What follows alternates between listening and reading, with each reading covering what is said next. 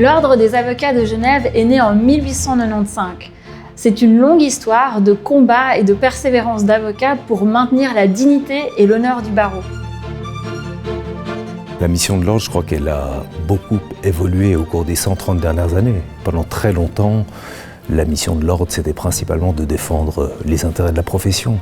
Mais aujourd'hui, au-delà de cet intérêt-là, l'Ordre des avocats s'emploie à développer, à construire un environnement dans lequel les avocates et les avocats peuvent s'épanouir, peuvent installer leur pratique dans un environnement qui est stimulant. On est là pour aider les gens, pour être à leur service et leur permettre d'accéder à la justice et connaître leurs droits. L'Ordre est là pour soutenir les membres, pour leur permettre de se former, de pouvoir défendre leurs intérêts et de se soutenir pour remplir ensemble notre mission de garant de l'état de droit.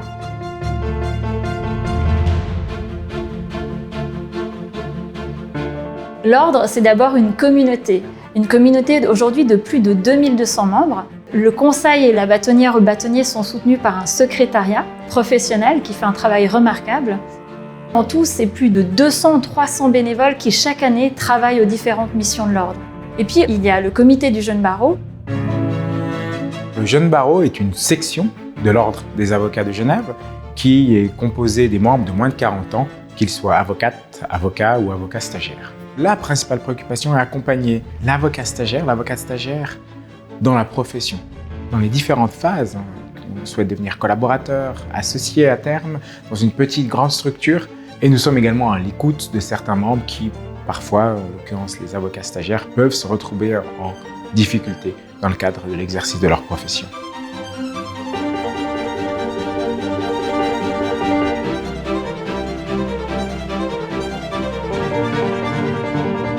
La mission principale de l'Ordre, à mon avis, c'est véritablement de faire en sorte que notre profession soit comprise, acceptée, qu'elle puisse faire face aux autres pouvoirs, du politique notamment, aussi du judiciaire.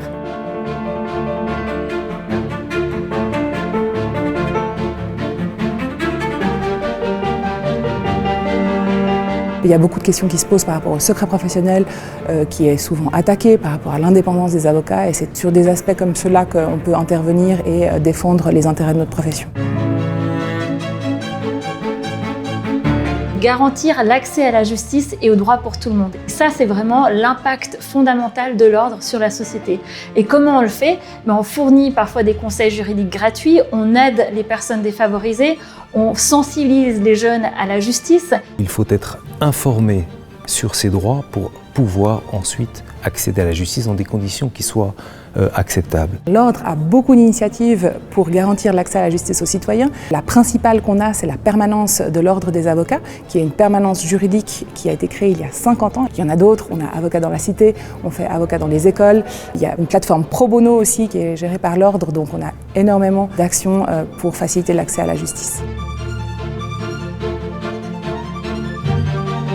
L'Ordre est aussi là pour défendre ce qu'on appelle la défense de la défense, c'est-à-dire la défense des avocats en danger. Aujourd'hui, nous vivons dans un monde autoritaire ou même dans des pays occidentaux. Prenons les États-Unis, les avocats sont menacés dans leur activité. Et si vous n'avez plus d'avocat pour vous défendre et que vous ne comprenez pas le droit, votre rôle de citoyen s'en trouvera réduit.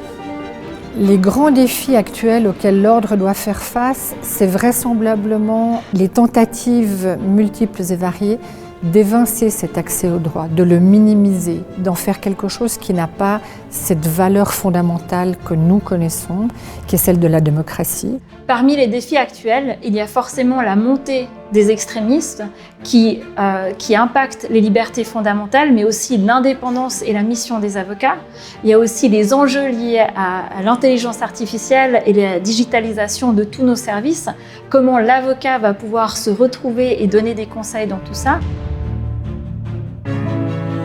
On parle beaucoup d'intelligence artificielle et de se dire finalement est-ce qu'un jour l'avocat sera remplacé par une machine. Moi je pense plutôt qu'on va avoir un avocat augmenté plutôt qu'un avocat diminué. Et puis pour les avocats, il y a aussi l'enjeu de pouvoir concilier vie professionnelle et vie personnelle. parce qu'être avocat, c'est une profession qui nécessite beaucoup d'engagement. La pression est énorme et il faut pouvoir réussir à faire face à cette pression dans la durée.